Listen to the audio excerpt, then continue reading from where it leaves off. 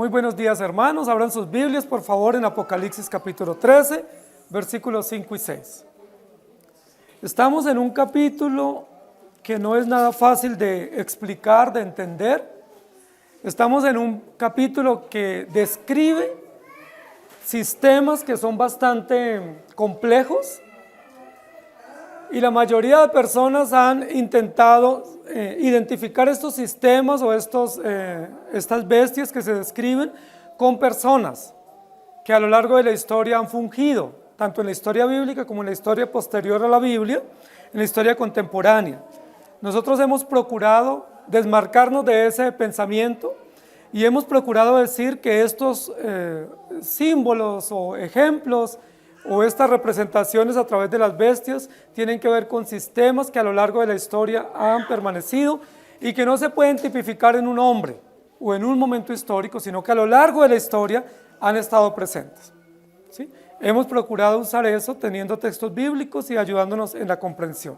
Apocalipsis capítulo 13, 5 y 6 dice: también se le dio boca que hablaba grandes cosas y blasfemias, y se le dio autoridad para actuar 42 meses, y abrió su boca en blasfemias contra Dios, para blasfemar de su nombre, de su tabernáculo y de los que moran en el cielo.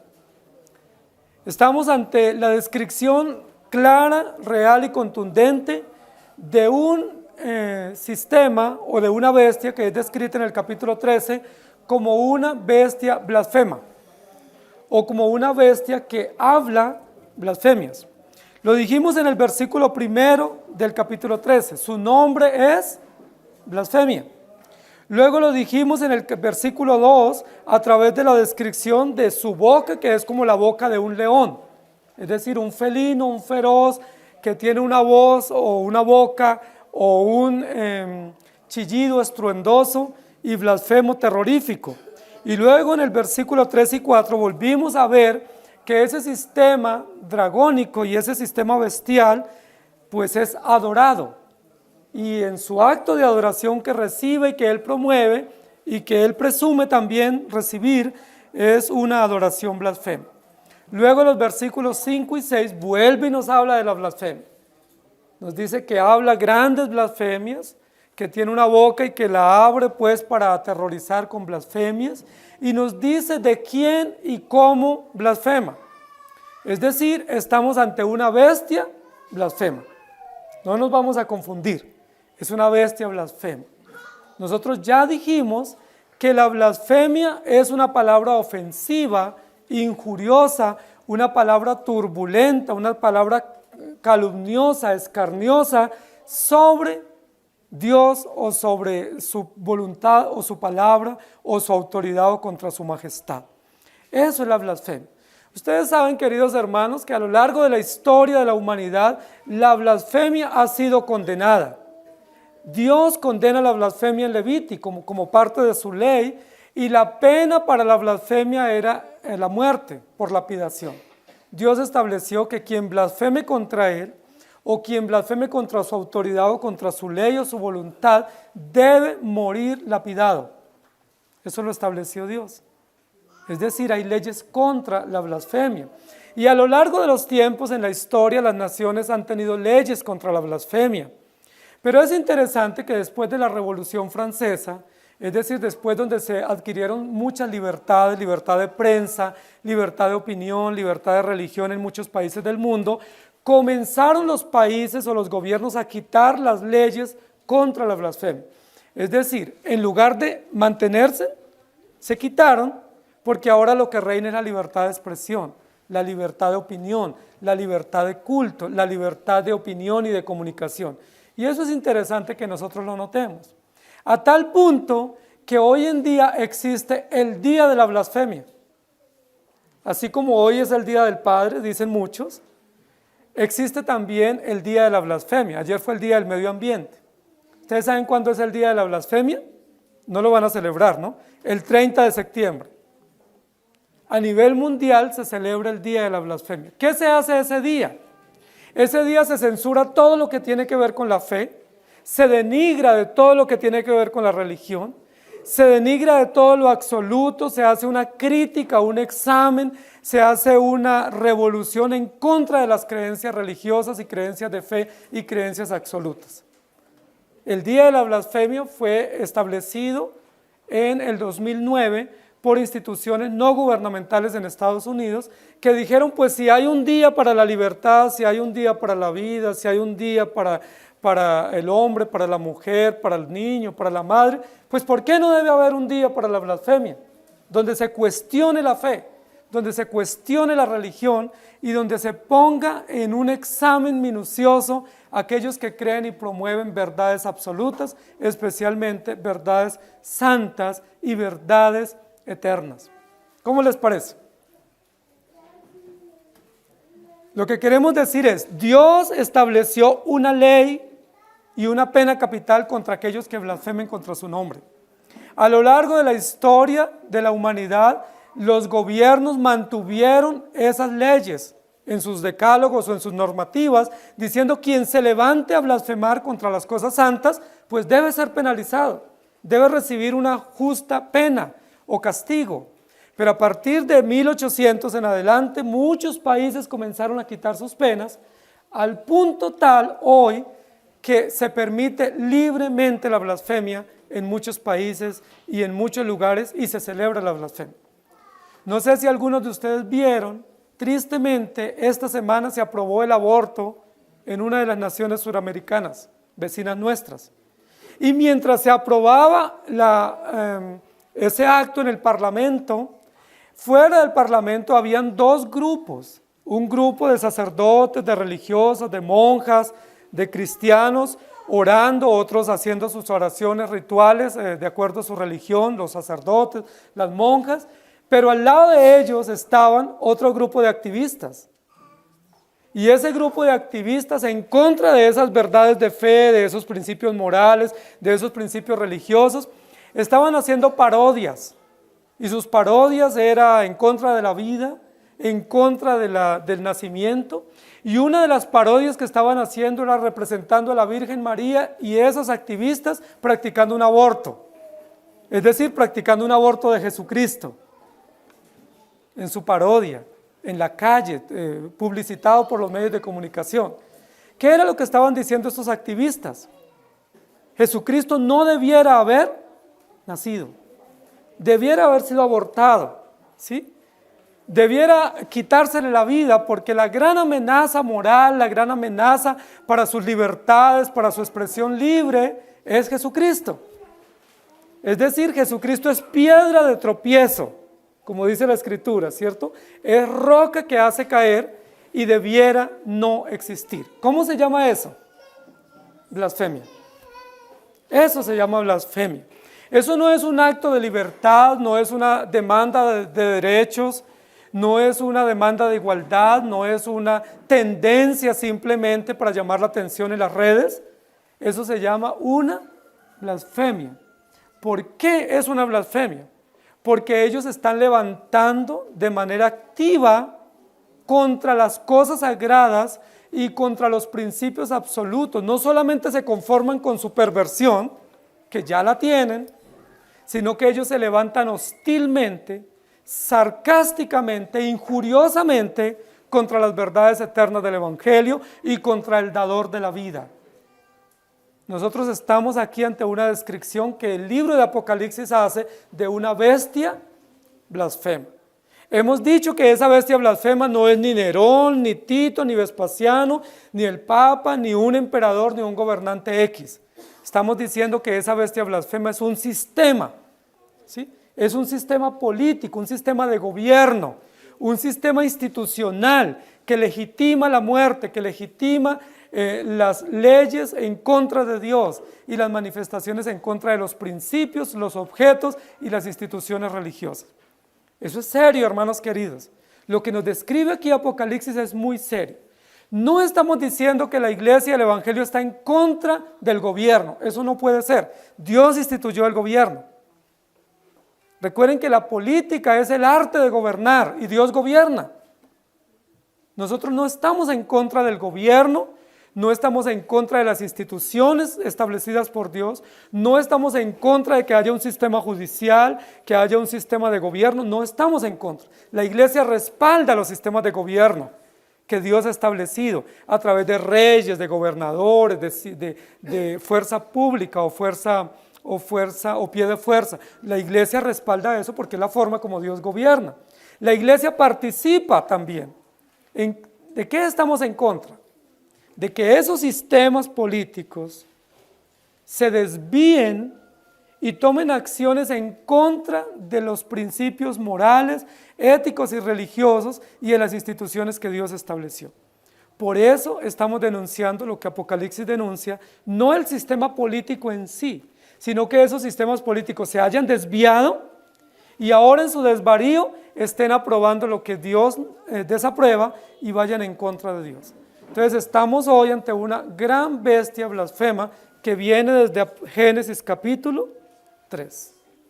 Es decir, sistemas políticos, sistemas militares, sistemas civiles, sistemas judiciales que legislan en contra de lo que Dios ordena y por lo tanto se constituyen en unas bestias, en unos monstruos que blasfeman constantemente contra Dios. Ustedes podrán decir, pero ¿cómo blasfeman nuestros gobiernos? Los hemos escuchado aprobar leyes a favor de la vida, los hemos escuchado aprobar leyes a favor de la libertad de culto, los hemos escuchado aprobar los derechos del niño, los derechos de la mujer, los derechos de los trabajadores. No puede ser que estos gobiernos o estos sistemas políticos sean blasfemos. Muy bien, vamos a explicar en qué sentido ellos blasfeman.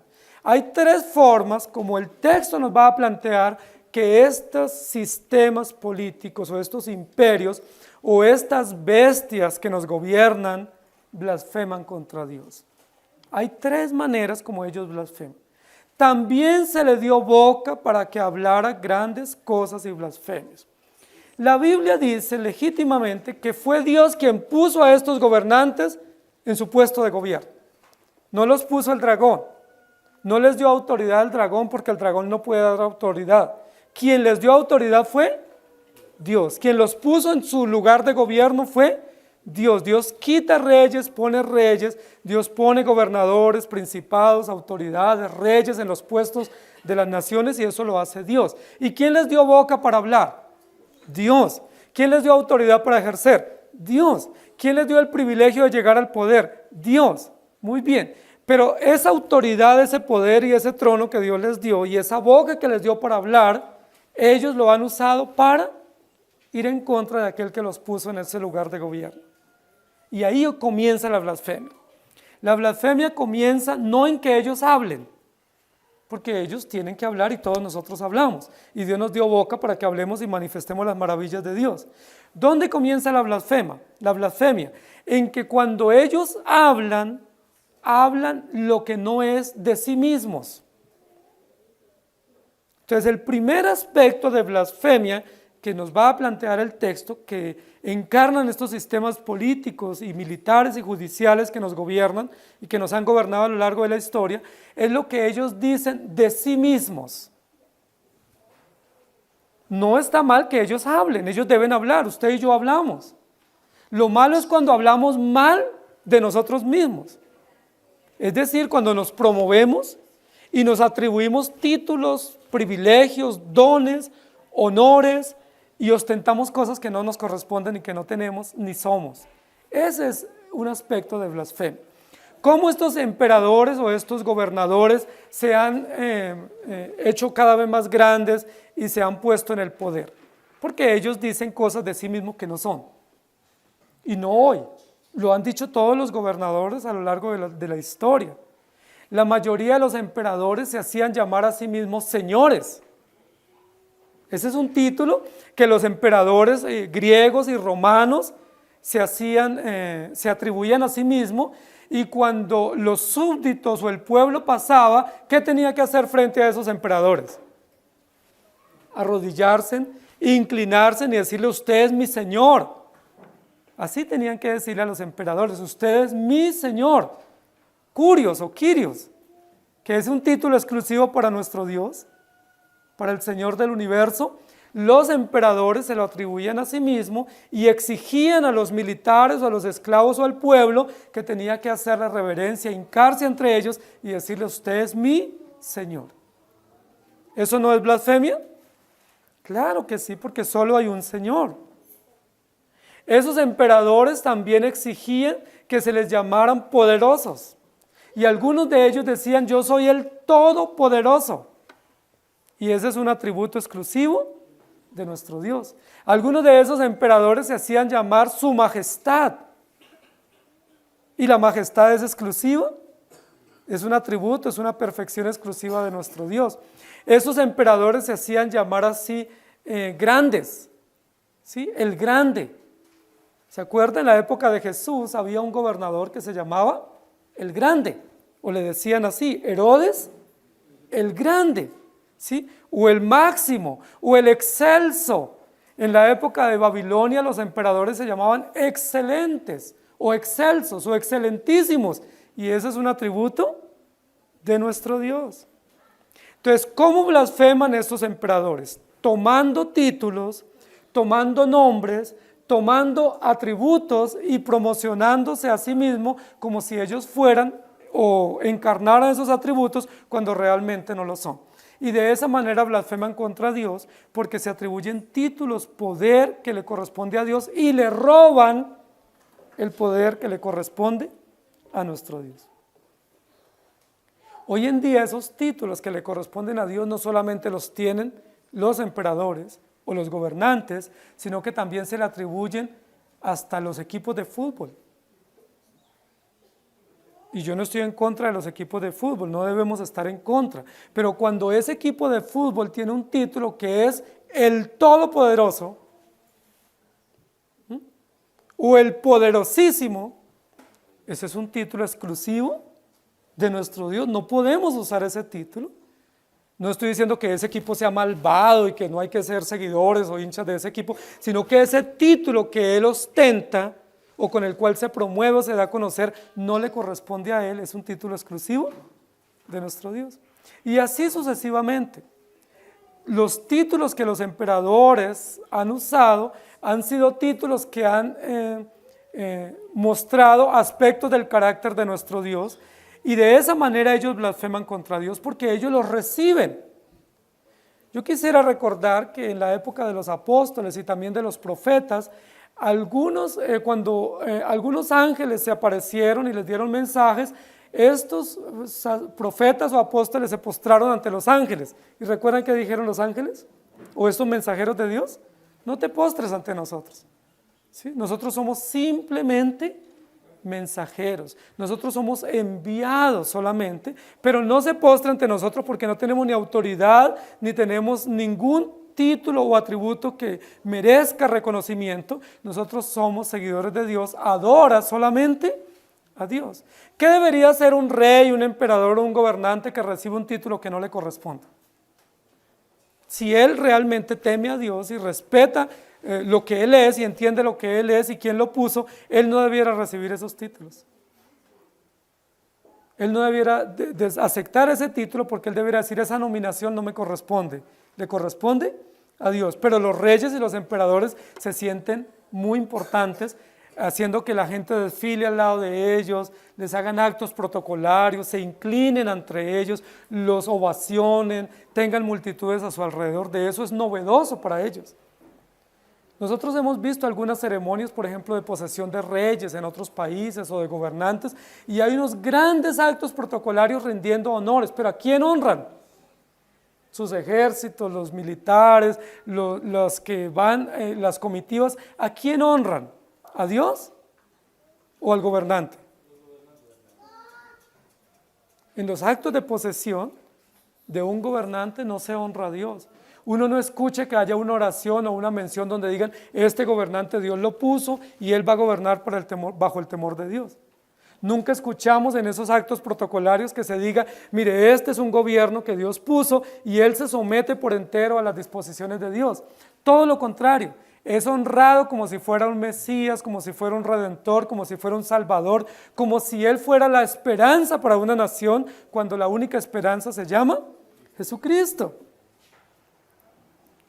Nosotros hacemos mal cuando pensamos que esos gobernantes son como Mesías o como redentores o como enviados del cielo para transformar nuestra nación, cuando el único que puede transformar la nación es el Evangelio a través de Jesucristo.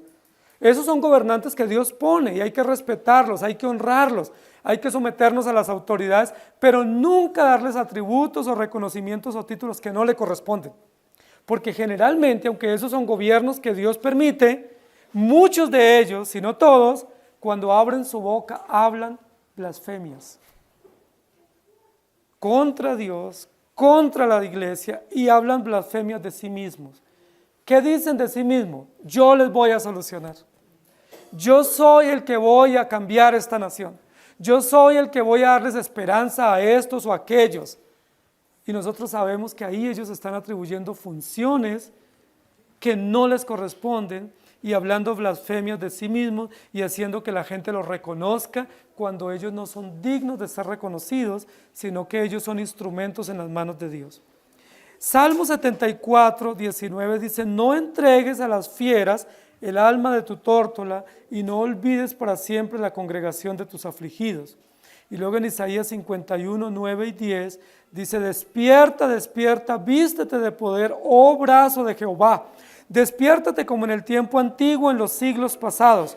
¿No eres tú el que cortó a Rahab y el que hirió al dragón? ¿No eres tú el que secó el mar, las aguas del gran abismo, el que transformó en camino las profundidades del mar para que pasaran los redimidos? Es decir, no fue Moisés el que logró sacar al pueblo de Egipto. ¿Quién fue el que lo sacó? No fue Moisés el que guió al pueblo a buenas aguas, fue Dios. No fue Moisés el que logró mantener el pueblo en el desierto unido, fue Dios. Moisés no hizo nada, fue simplemente un instrumento en las manos de Dios, pero no tiene por qué recibir honra o mérito. Igual ningún gobernante en sí mismo, porque esos gobiernos son puestos por Dios para la gloria de Dios.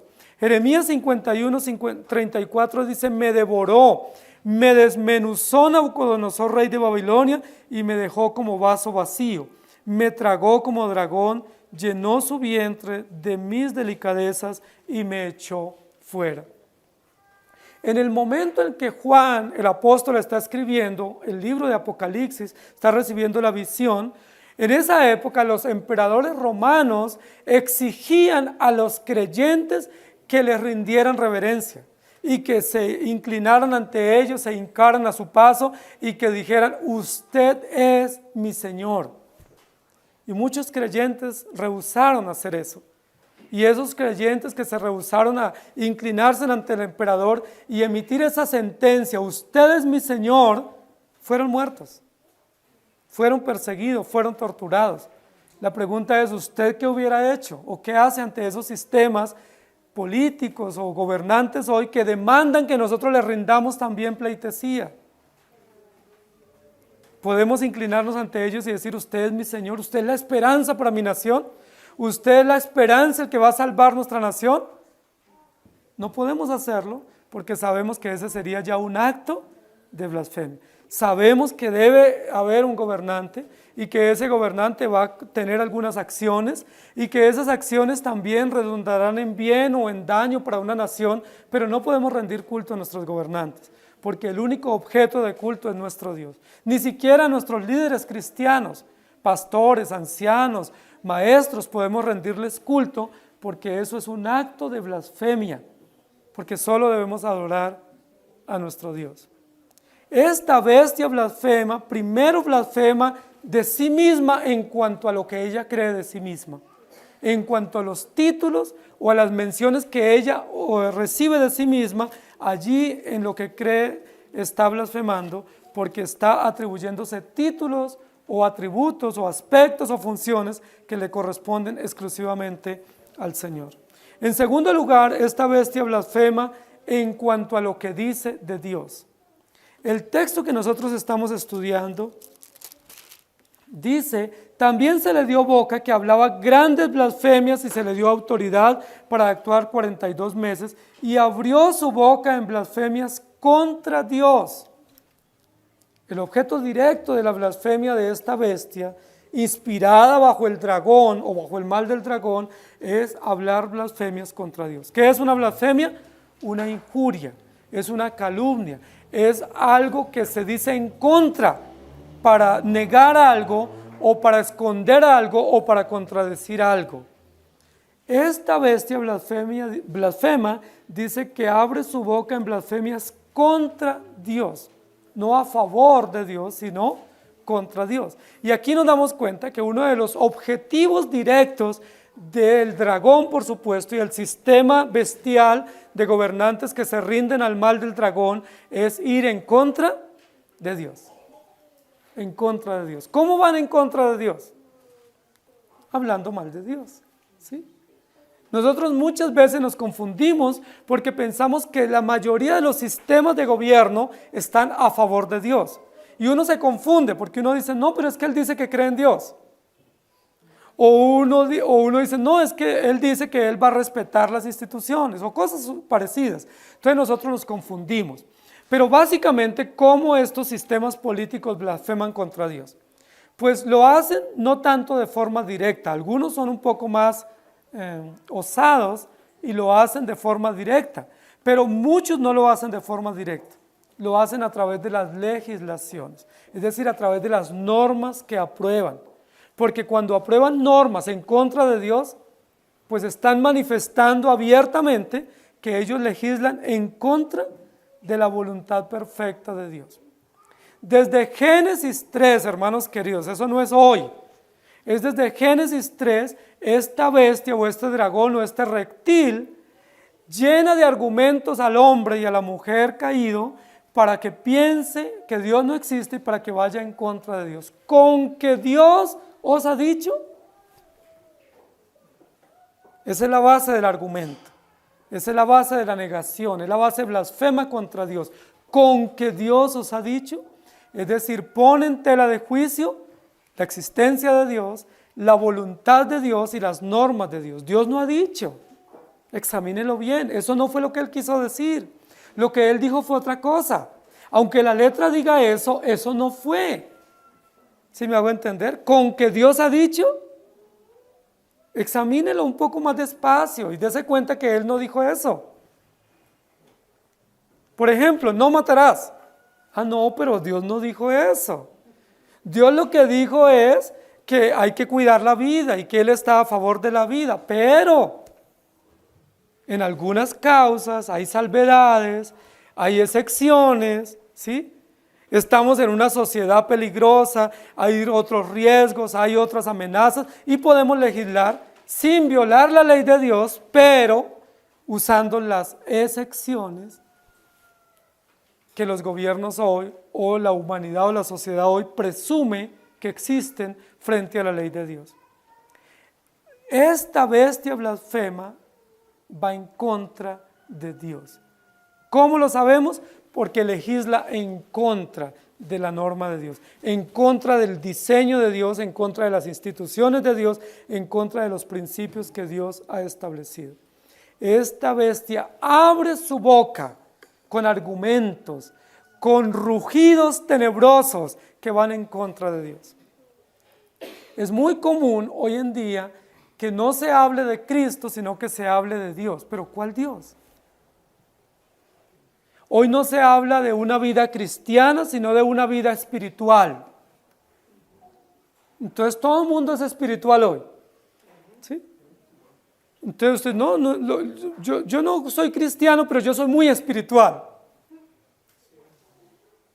¿Y qué es ser espiritual? Pues ser espiritual es creer en todo, ser sincretista, ser agnóstico pero espiritual, ser ateo pero espiritual. Es decir, yo creo en algo, pero en algo que es relativo, que es cambiante y que no es una verdad absoluta y perfecta y que no me rige una norma absoluta y perfecta que es la ley de Dios. Esta bestia blasfema contra Dios. Y el texto dice, y ustedes lo pueden corroborar allí, se le dio boca que hablaba grandes blasfemias. Es decir, no son pequeñas cosas lo que hace esta bestia o estos sistemas, son grandes blasfemias, son unos delitos enormes contra Dios, en contra de la moral, en contra de la verdad, en contra del Ser Supremo. Ustedes han visto, hermanos queridos, que últimamente es común en muchos lugares del mundo que hayan grandes manifestaciones en contra de la ley de Dios. Y muchas de esas manifestaciones lo hacen en templos, en lugares sagrados, o queman Biblias, o queman la cruz, o pisotean los objetos de culto. ¿Por qué? Porque lo que el mundo está diciendo de nosotros estamos en contra de Dios. No sé si ustedes recuerdan que después del 11 de septiembre, en Estados Unidos, con ese hecho terrorista terrible o ese hecho histórico terrible, se reunieron muchos líderes religiosos para orar por la nación. ¿Sí? Pero en esa reunión se convocó musulmanes, se convocó judíos, católicos, cristianos y de todas las mayores tendencias religiosas del mundo. Y eso fue un acto muy interesante, porque todos iban a pedirle a Dios que tuviera cuidado de esa nación en Norteamérica y que bendijera la nación de esas amenazas terroristas. Pero hubo una sola condición en esa reunión, para todos los líderes que se convocó para que lideraran ese momento de oración o de súplica o de clamor. La única condición fue: no se puede mencionar a Jesucristo. Todos pueden venir, vengan todos y clamen y supliquen a su Dios, con una condición: no mencionen a Jesucristo. ¿Aceptan el reto? Y todos los que fueron lo aceptaron. Hicieron un gran clamor, una plegaria nacional sin Cristo, muy válida a través de los medios de comunicación, muy espiritual, con mucha fe. Fue una plegaria de fervor, sin Cristo. Es decir, fue un acto sintoísta, sincretista, una amalgama de creencias, fue un acto blasfemo. Y la gente dice: ¡qué bueno! Nos reunimos a orar. Pero si no oramos en el nombre de Jesús, eso es blasfemia. Si no oramos a través de los méritos de Cristo, eso no es oración, eso se llama ateísmo, se llama blasfemia, es una injuria al santo Dios. Hermanos queridos, todo el sistema ecuménico, todo el sistema de igualdad, todos los sistemas de culto sincretista nos dicen: hagámoslo sin Cristo. Saquemos a Cristo de la ecuación y todos somos hermanos. Saquemos a Cristo de la ecuación y todos somos espirituales y nos podemos unir. Leímos hace un rato: Cristo es la piedra de tropiezo.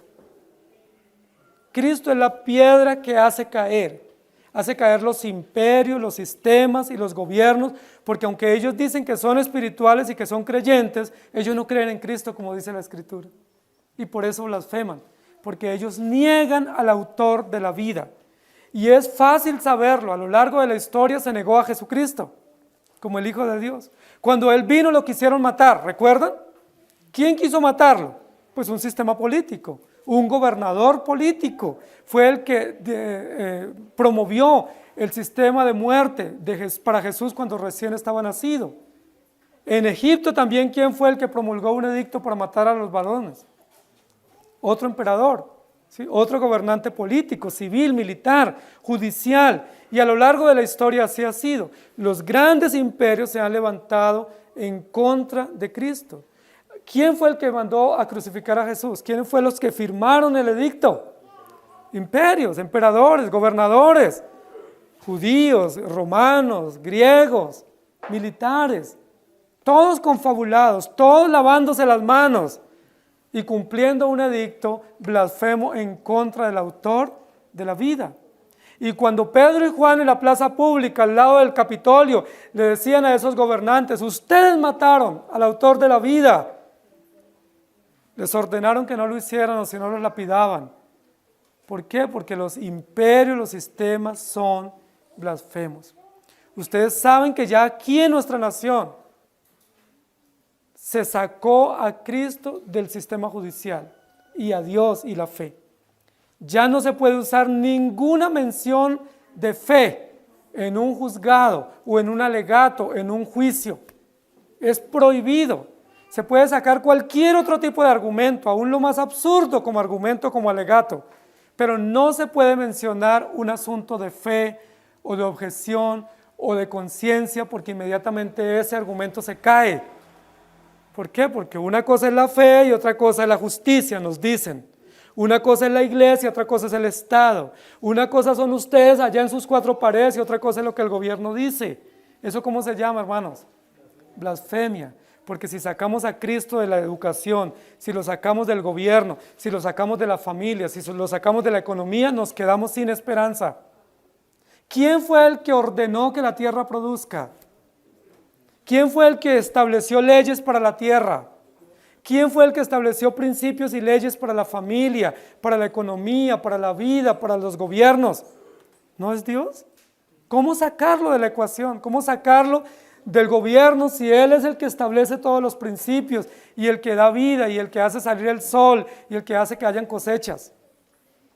Estos sistemas bestiales, estos sistemas dragónicos, reptilescos, insectos, ellos niegan a Dios, sacan a Dios, porque a ellos no les conviene Dios. Hablar de Dios les repugna, les ofende. Hablemos de cualquier otra cosa, menos de Dios y menos de Jesucristo y menos de la Biblia. Ustedes saben, queridos hermanos, que ya en nuestro país es prohibido usar la Biblia en colegios públicos. Está prohibido. No se puede usar la Biblia. No se puede dar cátedra de principios religiosos o éticos en los colegios. Entonces se habla de civismo. ¿Y qué es civismo? Se habla de urbanidad. ¿Y qué es urbanidad? Se habla de ética y valores. Y no estoy en contra de que se hable de ética y valores, pero es que se tiene que hablar de fe, de principios morales absolutos, de principios que nos gobiernen o legislen a profundidad, en la conciencia. Por eso este sistema bestial habla blasfemias contra Dios, porque no le conviene a Dios. Ellos dicen que no les conviene, pero no les conviene porque ellos están vendidos al mal, son irreverentes, son destructivos y no entienden la voluntad de Dios. Éxodo 27 dice: no tomarás el nombre de Jehová tu Dios en vano, porque no dará por inocente Jehová al que tomare su nombre en vano. Eso lo dice la ley de Dios, Dios lo estableció. No tomarás el nombre de Jehová tu Dios en vano. Esa es una ley contra la blasfemia, porque Dios no dará por inocente aquel que lo mencione, que use su nombre para fines irrespetuosos, para fines irreverentes, para fines de protección de su propio pecado, que lo use para juramentos injuriosos, para juramentos engañosos o para juramentos perversos. Dios no lo dará por inocente. Esta bestia se levanta en contra de todo lo que sea Dios. ¿Cuál fue la amenaza que tuvo el faraón con los hebreos? ¿Por qué mandó a matar los niños? ¿Por qué nunca eso se penalizó? ¿Qué pasó con Herodes, que mandó a matar los niños en Judea? Es tan interesante que ese hecho no lo registra ningún historiador secular. No lo registran los hechos de historia. Los libros de historia no registran que Herodes mandó a matar los niños y debía ser penalizado. Debía quedar eso como un registro histórico. No aparece. Desaparecieron ese hecho en los registros de la historia universal o la historia secular o la historia política. ¿Quién lo registra? ¿A quién le interesa registrar ese hecho? Al Señor en la Escritura. Y la Biblia dice quién, cómo y cuándo y por qué mandó a matar los niños. ¿Quién es el que defiende a los niños no nacidos? No es ni Herodes, ni los gobiernos, ni Faraón, ni los imperios, ni las comunidades activistas. ¿Quién es el que defiende a los niños? Dios. ¿Quién es el que defiende legítimamente a la mujer y los derechos y los deberes de la sociedad? Es Dios, porque la sociedad le pertenece a Dios y Dios legisla a favor de ellos. Dios es el que juzga, y aunque las sociedades saquen a Dios, Dios defiende las instituciones y defiende su pueblo para su propia gloria. Isaías 34, 7 y 17 dice: y con ellos caerán búfalos y toros con becerros, y su tierra se embriagará de sangre, y su polvo se engrasará de grosura. Y él los echó suertes, y su mano le repartió con cordel para siempre la tendrán por heredad, de generación en generación morarán allí. Y su tierra se embriagará de sangre. Dios estableció, no matarás. Principio absoluto. ¿Qué dice la sociedad? Hay que matar. Y vamos a matar. Pero ¿cómo defienden o cómo esconden la intención malévola de matar? A través de derechos, a través de leyes, a través de supuestas acciones de defensa a la seguridad o al bienestar de otros. La tierra se embriagará de sangre. ¿Cómo les parece? ¿Cómo está nuestra sociedad hoy? Tortura, asesinatos, desapariciones, secuestros. Y lo que es más terrorífico y más inverosímil, aborto. ¿Sabían ustedes que el aborto es una gran industria en el mundo? El aborto no es simplemente un fetocidio o feticidio. El aborto es una industria. Y como es una industria millonaria, pues le favorece a los que tienen la industria. Es una industria millonaria, igual como lo es la guerra, igual como lo es el secuestro, como lo es muchas otras realidades de dolor que la sociedad afronta y que tiene la venia de muchos gobernantes, que legitiman la guerra, que legitiman la muerte, que legitiman la violencia. No porque no sepan que hay daño, sino porque hay grandes resultados para ellos. La tierra se embriagará de sangre. Mateo 26, 65 dice, entonces el sumo sacerdote rasgó sus vestiduras diciendo, ha blasfemado. ¿Qué más necesidad tenemos de testigos? He aquí ahora mismo habéis oído su blasfemia. ¿Pero quién fue el que blasfemó? ¿Fue Jesús? ¿O fue Pilato, Anás, Caifás y el pueblo? Jesús blasfemó diciendo, yo soy Dios. No, esa es la verdad. Y no lo dijo por primera vez allí en ese momento. Jesús lo dijo desde siempre. Desde el momento en que Él se revela en la historia de la redención, Él dice, yo soy Dios. Yo soy el que soy, yo soy el único. Yo soy el camino, la verdad y la vida. Yo soy la resurrección, yo soy el pan de vida. Jesús nunca ocultó lo que Él es. Él siempre lo dijo en plaza pública. Lo dijo a sus discípulos, lo dejó escrito en los profetas, en la ley, en los salmos. Pero lo que faltaba era, para este juicio, que Jesús dijera, yo soy el Hijo de Dios, para que ellos demostraran o usaran ese argumento tipificando una blasfemia. ¡Ha blasfemado! Y se rasgaron las vestiduras. Eso es propio de los fariseos. Eso es propio de los impíos y blasfemos, rasgarse las vestiduras. ¿Por qué se rasgan las vestiduras? Porque no soportan la verdad, no soportan en su conciencia que alguien tenga la razón, no soportan que haya esperanza, no soportan que haya juicio contra ellos, no soportan que ellos no quedarán impunes y se rasgan las vestiduras para dar apariencia de piedad. Y otros más osados traen una vasija y se lavan las manos en presencia pública para que ellos dar a entender que no tienen nada que ver, que ellos son inocentes, que ellos no hicieron o no aprobaron eso. Esta sociedad, hermanos queridos, es una sociedad caída, gobernada por Dios, pero a través de gobiernos injustos y de realidades de dolor. No pensemos que esta sociedad va camino a la esperanza. Esta sociedad está camino a la apostasía, lo dice la Escritura, pero hay esperanza para el pueblo de Dios. Hay esperanza para la sociedad que vive bajo los principios del reino y hay esperanza para las instituciones que Dios estableció. Porque aunque los gobiernos sean irreverentes, Dios defiende las instituciones. Aunque los gobiernos sean hostiles a la verdad de fe y a las verdades eternas, Dios defiende su honor, porque Él es absoluto. Filipenses 2:6 dice, el cual siendo en forma de Dios, no escatimó el ser igual a Dios como cosa a que aferrarse. Esta bestia blasfema, primero blasfema atribuyéndose títulos que no le pertenecen. Segundo, blasfema diciendo que Dios no existe y negando todo lo que Dios estableció.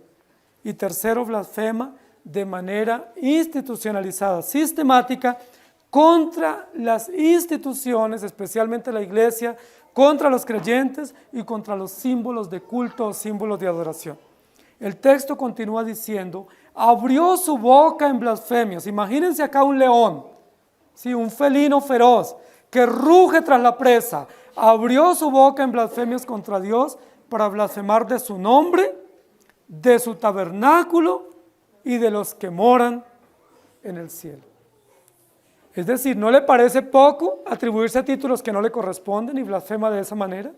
No solamente se conforma blasfemando contra la ley de Dios y contra Dios diciendo que Dios no existe y pisoteando el ser supremo, sino que ahora blasfema haciendo una persecución sistemática contra el culto y contra la iglesia, contra los lugares de culto, contra los objetos de adoración, contra los objetos sagrados o consagrados para la adoración a Dios.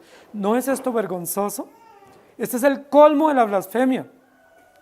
Recuerden que eso lo profetizó Daniel cuando habló de la abominación desoladora, ¿recuerdan? O de la blasfemia. Dios había establecido y lo ha establecido y nosotros lo creemos aún porque está en la Escritura, que el símbolo clásico o el símbolo por excelencia que resumía todas las verdades redentivas cumplidas en Cristo era el Cordero inmolado. ¿Sabe qué hizo uno de los emperadores? Entró al templo y en lugar de que se oficiara el sacrificio del Cordero, tipificado desde la antigüedad, puso sobre el altar del templo o el altar del sacrificio un cerdo. Antíoco, este emperador malvado y sanguinario, se levantó en contra no solamente de Dios, sino que se atribuyó el derecho de cambiar el símbolo sagrado de la redención, que es Jesucristo, Cordero vencedor, para poner un cerdo y hacer todo un festín, diciendo, este es nuestro verdadero medio de redención. Y así sucesivamente. Se destruyó el templo, se destruyó la adoración, se destruyó todos los sistemas de culto y así siguen los sistemas de gobierno haciéndolo sistemáticamente. La ley nuestra dice, hay libertad de culto. ¿Eso es cierto? ¿Sí o no? Eso dice nuestra Constitución. La pregunta es, ¿realmente hay libertad de culto? ¿Realmente hay libertad para que ustedes y yo podamos proclamar con libertad y autonomía que somos hijos de Dios y denunciar las injusticias de impiedad o las estructuras de impiedad? No la hay. Tenemos leyes mordaza, ¿cierto? Porque sí hay libertad para que ustedes se reúnen, pero no pueden hablar en contra de los homosexuales, porque eso está penalizado. No pueden hablar en contra del gobierno porque eso está penalizado. No pueden hablar en contra no pueden alzar mucho la voz, porque si hay muchos decibeles se les puede cerrar el lugar. No pueden abrir el portón y hablar abiertamente porque eso está prohibido. Ustedes saben que está prohibido en Colombia actos públicos religiosos, pero no está prohibido actos deportivos públicos, actos culturales públicos, activistas en la vía pública. Eso no está prohibido, pero sí está prohibido que nosotros hagamos manifestaciones cúlticas o religiosas o litúrgicas en la calle o con la puerta abierta o con el sonido alto. ¿Sí me hago entender? Es decir, hay mordaza para los creyentes, de tal manera que si lo hacemos, hay amenazas contra nosotros y corremos un riesgo natural. La pregunta es, ¿qué debemos hacer? ¿Callarnos por la mordaza que tenemos institucionalizada? ¿Por el temor y por el riesgo que podamos correr si hablamos a favor de la familia bíblica, a favor de la vida, a favor de la ley moral? ¿Nos callamos? ¿Qué hacemos? Si nos callamos también pecamos, porque somos cobardes, porque no tenemos el valor, la osadía de defender lo que Dios ordena defender. Ahora, hay dos formas como nosotros defendemos la verdad de Dios. Una, proclamándola, predicando. Dice la Biblia, con poder, con denuedo y con autoridad, sin ningún temor. Ante cualquier lugar y circunstancia y ante cualquier institución, proclamando la ley de Dios, la verdad de Dios y el Evangelio. Pero la otra forma como nosotros proclamamos el evangelio o la vida es con el ejemplo. Es decir, cómo vivimos. ¿Estamos a favor de la familia? ¿Qué debemos hacer? Casarnos, que nuestros hijos se casen, animarlos a que se casen. ¿Por qué? Porque nosotros defendemos la familia bíblica. ¿Estamos a favor de la vida y de los hijos? ¿Qué debemos hacer? Pues tener hijos, procrearnos, porque es la forma como testificamos que somos de Dios. Esta bestia blasfema corta la vida, la corta antes de nacer y al nacer siguen matando. Pero ustedes y yo estamos a favor de la vida, no solo en el discurso, sino en la práctica. Eso significa familia, significa hijos, significa esperanza, significa gobierno bajo los principios del reino. Y habla grandes cosas contra el nombre de Dios y contra su tabernáculo.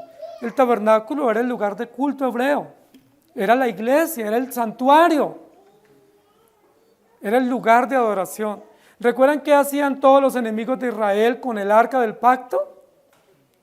Cuando ellos perseguían al pueblo de Israel, ellos nunca persiguieron a los judíos o a los hebreos para quitarle las armas o para robarle las trompetas o las arpas que tenían los soldados. Ellos no persiguieron a los soldados para quitarles su armamento o para robar riquezas de los hebreos. ¿Saben para qué perseguían a los soldados hebreos? Para vencerlos y robarse el arca del pacto o el arca de la alianza, o para robarse los objetos sagrados del templo. ¿Se acuerdan que se robaban a los tazones, los cucharones, los utensilios del templo? ¿Por qué los enemigos del pueblo de Israel, los filisteos, los de Damasco, los edomitas, los moabitas y después los sirios, los asirios, los babilónicos, por qué les interesaban tanto los objetos sagrados del pueblo de Israel? Uno dice, ¿por qué ellos no los perseguían para robarle las ovejas? Eso sería más comprensible. ¿Por qué no los atacaban para robarle su armamento? O para llevar secuestrados a los soldados y hacerlos parte de sus ejércitos. No, no era para eso. Ellos los perseguían porque el objetivo que ellos tenían no eran ni los soldados, ni las ovejas, ni los niños, ni las mujeres. El objetivo era el templo, los objetos sagrados, el arca del pacto. Desaparecer los símbolos de culto. ¿No es eso lo que sucede hoy a través de estos sistemas bestiales de gobierno que tenemos en el mundo? En la letra de la ley dice libertad de culto. Nadie será molestado por asuntos de fe y de religión. Hay libertad de culto y de conciencia en esta nación en la letra. En la práctica es otra cosa. En la práctica es otra cosa. Se persigue lo que signifique Dios y lo que signifique adoración y verdad, diferente a lo que el mundo promueve. Y hablaba grandes blasfemias contra el tabernáculo de Dios y contra los que moran en el cielo. Ahora, ¿quiénes son los que moran en el cielo? Los creyentes. Aquí no está hablando de ángeles, de querubines, de arcángeles. Ellos no moran en el cielo. ¿Para quiénes fue que el Señor fue a preparar morada? Para los creyentes, para el pueblo de Dios. Y en Apocalipsis está representado a través de los 24 ancianos, que representan la historia de los creyentes salvos de todos los tiempos. La oficialidad de la iglesia presente en el trono de Dios gobernando con Cristo. Dice la Biblia, esta bestia no escatima esfuerzo para asumir títulos que no le corresponden, para ir en contra de Dios y para selectivamente ir en contra de los creyentes.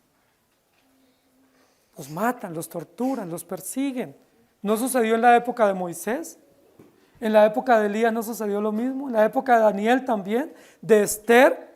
¿En la época de Elías? ¿En la época del Nuevo Testamento persiguieron a todos los apóstoles?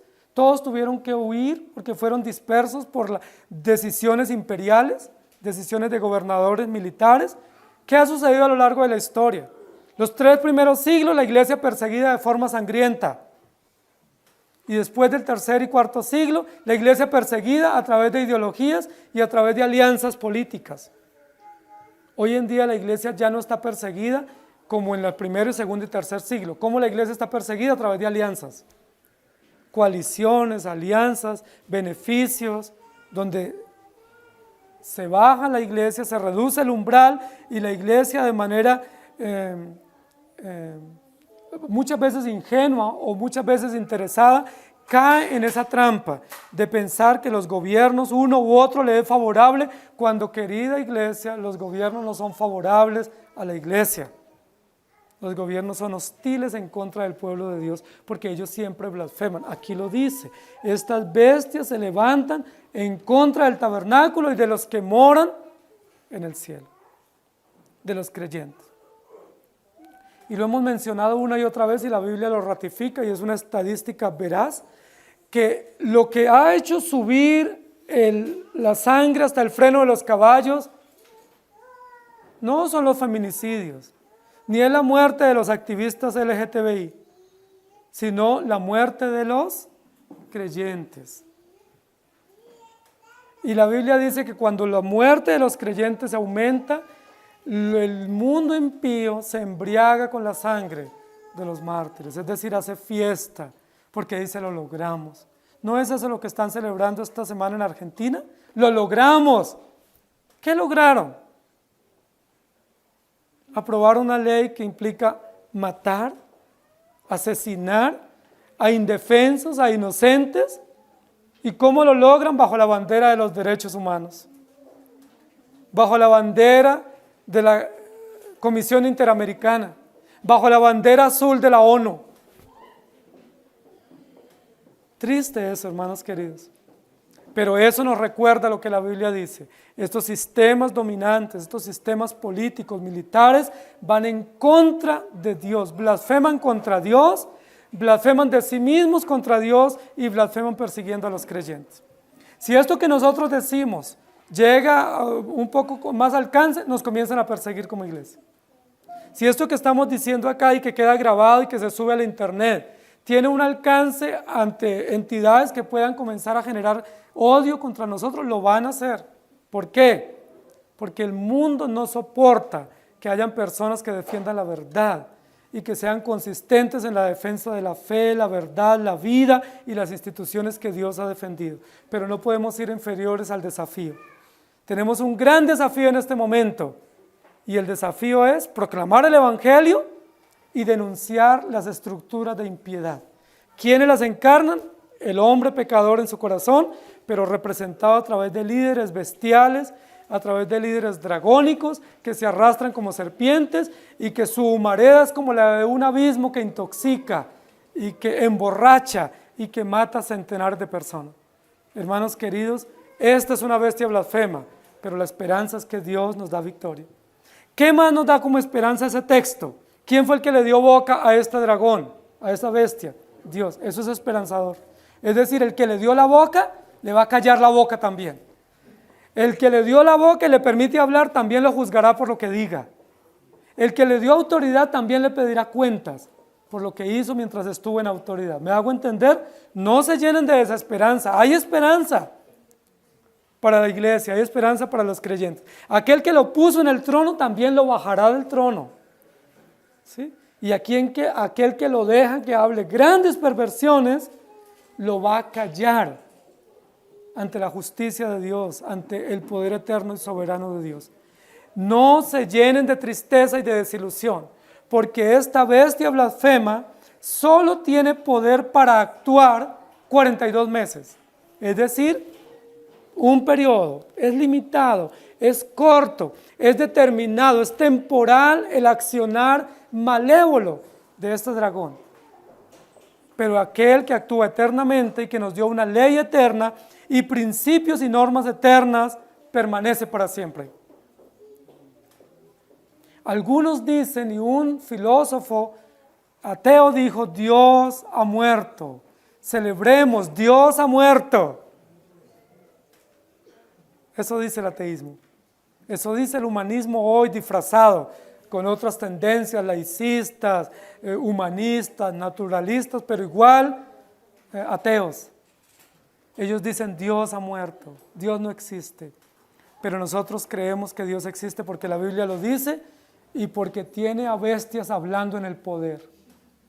Por eso sabemos que Dios existe. Y sabemos que Dios existe porque le va a tapar la boca a esas bestias que despiadadamente van contra la vida y contra las instituciones que Dios ha establecido. Pero sabemos que Dios existe porque esta bestia tiene un límite de acción. Ese límite está llegando. Estamos ya donde la cortina está cerrándose, el telón está cayendo para la consumación de la historia de la redención, y esta bestia no tendrá ya más que decir, porque cuando se presente a rendir cuentas estos gobernantes, estos sistemas de impiedad, dice la Biblia que suplicarán a las rocas, caigan sobre nosotros, ocúltenos de la ira de aquel contra el cual blasfemamos desmedidamente, ocúltenos de la ira de aquel contra el cual nos levantamos irreverentemente, y suplicarán a las rocas, a las peñas, cúbranos, porque no soportamos su ira. Ahora la iglesia no soporta la impiedad de estas bestias, pero estas bestias mañana, cuando se cumplan los 42 meses, no soportarán la ira de aquel que vino a juzgar a los vivos y a los muertos. ¿No es eso esperanza para nosotros? Ellos hoy matan y aprueban aborto y aprueban una cantidad de cosas en contra de la ley de Dios, y se rasgan las vestiduras porque la iglesia denuncia, se rasgan las vestiduras porque hay creyentes que se atreven a denunciar y no se conforman con esas estructuras de impiedad, pero mañana tendrán que suplicar a las rocas que los cubran, porque no soportan que aquel contra el cual blasfemaron y al cual sirvieron, o Dios los puso para servir, ellos despreciaron insolentemente. Hoy blasfeman, mañana tiemblan ante Dios. Hoy se levantan y hablan cualquier cantidad de atrocidades, mañana no tendrán una palabra para decir ante Dios. Y mientras ellos no tienen palabras para decir mañana ante Dios, la iglesia entonará canciones y cantará himnos litúrgicos diciendo, porque Él es digno y con tu sangre nos ha redimido para Dios. Hoy nosotros siendo hostilizados por estos sistemas bestiales, hoy siendo perseguidos, arrinconados por estos sistemas de maldad, la familia, la vida, la niñez, la mujer, la iglesia, perseguida de manera sistemática, selectiva, institucionalizada, pero mañana todos con vestiduras blancas y diciendo, porque tú eres digno y porque tú vives por siempre. Al que es, al que era y al que ha de venir nuestra alabanza, al Cordero vencedor, Jesucristo, nuestro Señor y nuestra esperanza. Amado Señor, gracias porque en medio de cualquier realidad política, militar, histórica, tan devastadora como la que tu pueblo ha enfrentado a lo largo de la historia, la iglesia perseguida, la familia perseguida, los niños perseguidos, aborto, adulterio, homosexualismo, maldad, perversión, tu iglesia siempre ha sido victoriosa. Tu iglesia nunca ha sido callada, porque la verdad no se puede callar, ni la vida se puede matar. Tu iglesia siempre ha tenido el mismo discurso, la misma verdad, el mismo mensaje, porque el mensaje que tenemos es vivo y eficaz y permanece para siempre. Desde Génesis, la familia en riesgo. Desde Génesis, los hijos en riesgo. Desde Génesis, los sistemas de culto amenazados. Pero desde Génesis, tu iglesia victoriosa, la familia victoriosa, la niñez triunfante.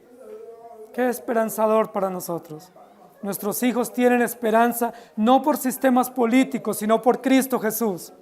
Nuestros hogares tienen esperanza no por legislaciones de turno, sino por la ley eterna y perfecta que tú promulgaste y grabaste en nuestra conciencia. Y como iglesia y como pueblo, hoy en la historia y en esta nación y en esta ciudad, tenemos esperanza no por el gobernante que gane hoy. Nosotros tendremos esperanza no por la constitución que tenemos. La esperanza que tiene tu pueblo es la ley perfecta, grabada en las conciencias, grabada en tablas de piedra, grabada con tu propio dedo y con fuego consumidor. Hay esperanza para tu pueblo. La esperanza no es uno u otro gobernante, ni nuestras creencias, ni nuestras acciones. La esperanza viene del cielo. Jesucristo, Cordero vencedor. Te damos gracias porque no va a haber una estructura bestial, dragónica, poderosa, cruel, inclemente, que consiga destruir la familia. La podrán debilitar temporalmente, la podrán confundir temporalmente en algunos contextos, pero no podrán destruirla, porque la familia fue establecida por ti y es la forma como tú te glorificas en el mundo entero, a través de traer hijos al mundo que glorifiquen tu nombre y que sean destellos de la gloria y la imagen y la semejanza del Creador. La iglesia tampoco podrá ser cerrada. Cerrarán algunos lugares, algunos templos, pero tu pueblo nunca será silenciado. Así sea en cuevas, así sea en cavernas, así sea en reuniones nocturnas, tu pueblo se reunirá a rendir culto al que vive por los siglos de los siglos. Muchos niños abortados, muchas mujeres acogiéndose a estos beneficios de la despenalización del aborto o la legitimidad del asesinato de infantes o de bebés o de fetos. Pero Señor, la vida seguirá, porque no podrán matar la vida, porque tú eres el Dios de la vida y tú eres el autor de ella.